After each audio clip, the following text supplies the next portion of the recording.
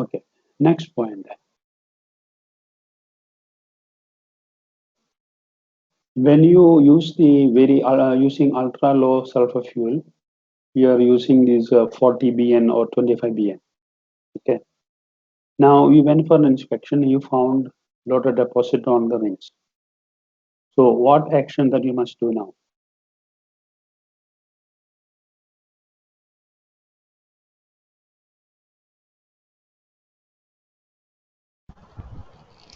Increase the feed rate for the particular cylinder. Okay, either increase it little bit, or the second option is change the BN number to a higher version. And then 2-3 days you run, then you see what happens. Then you reduce to the normal BN, or you bring back to your original dosage. Okay. Now let's say we have a problem with the one of the piston rings. Okay. One set of piston ring is leaking. You are getting high temperature on under piston. Engine is not slowing down, we are not reached to that level, but you notice that there is a problem.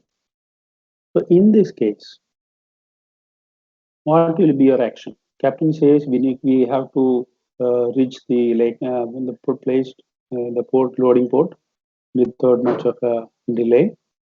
So what will be your action? How will you take this case up? Can't stop engine and change the piston rings, no doubt.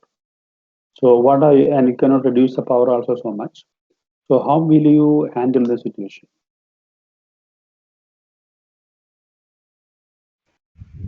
Increase the lubricator for that particular unit. Okay, you can increase, that's okay, but still the blow past is happening. So then what you will do? Sir, can we adjust the PCOM offset? Yes, what you have to do, not PCOM, you can reduce you can reduce the PCOM. You can also reduce your index to that unit. Yeah, you can show that what will happen if you reduce index to the unit. I mean, PCOM, of course, you can reduce it. That's a good idea, good suggestion. But however, when you unless you reduce the fuel, the load to that unit, you will still have blow past. So you should reduce the P compression. You can also reduce the index to the cylinder. Let us say reduce by 10 or 15. So then your blow past will not be so much. And of course, like other gentleman said, we also increase a little bit of lubrication. With this, you will be able to continue sailing. So then what will happen? This unit, let's say all the units are giving 4,000 kilowatt.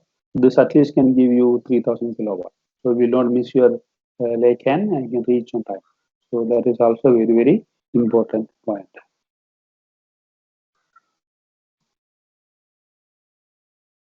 Sir, but in that case, there will be exhaust valve deviation alarm will be there, no? Yes. So that is what you need to look at. So if you want to run the engine like this, you can go up to 50 degree centigrade, and still you have an issue. You can cancel that exhaust temperature deviation alarm for slowdown.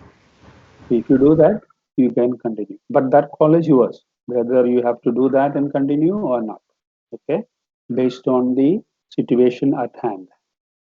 The captain says you need to move, and you talk to the office and say yes, you need to continue like this. Then you proceed.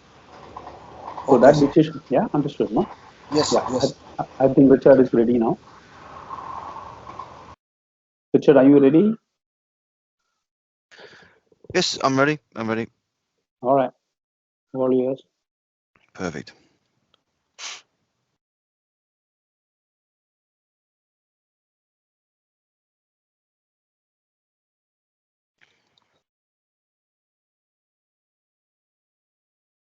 So, good morning, gentlemen. We are on the final day. Congratulations, you made it. And now just trying to get my computer to play. I've added a camera, so if we are going to be, well, when we're looking at we're looking at the FIVA and the other components, you can see what I'm talking about. Let's see if I can get this to work.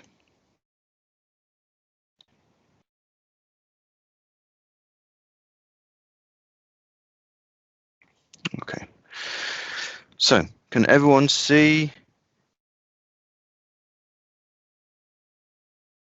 the PowerPoint presentation? Yes. Yes, we can. Yes, Everyone sir, can we hear me see. clearly? Yes. Yes, sir. Awesome. So we'll make a start.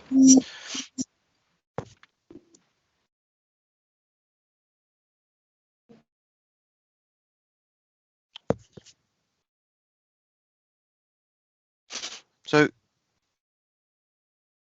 going through the presentation today, this morning, we're going to go through the hydraulic cylinder unit and its components, where you'll be able to recognize the components mounted on to the hydraulic block, the distribution block, and also what the function and how they function themselves. So we're going to have a look at the FIVA, the fuel injection valve activation valve. We're going to look at the fuel oil pressure booster, and we're going to have a look at the exhaust valve, the actuator itself, and the designs of the exhaust valves in service. So first of all, we're going to see the FIVA valve, the fuel injection valve activation valve. So we have a single valve for two actions, the fuel injection on the top point here. So this is how it is mounted on your engine. This is the bottom and this is the top. And we can see here we have a feedback sensor, we have a control valve, and inside here we have a main spool. As we go through the presentation, this will be a little bit more understandable.